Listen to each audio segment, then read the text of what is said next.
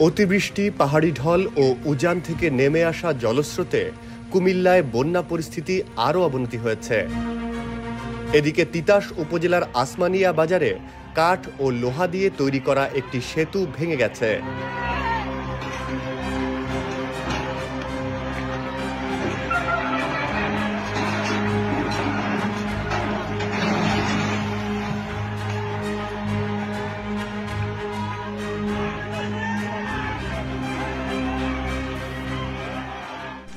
স্থানীয় বাসিন্দারা জানায়, গত ৪০ বছরে গোমতীর এত স্রোত কেউ দেখেনি।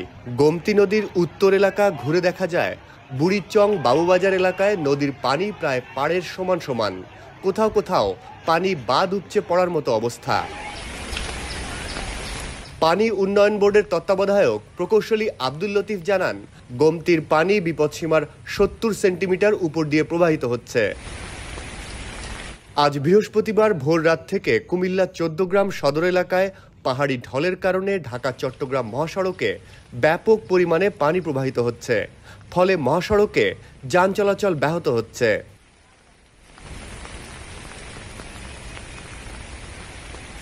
বৃষ্টি অব্যাহত থাকলে বন্যা পরিস্থিতি আরও খারাপ হওয়ার আশঙ্কা করা হচ্ছে।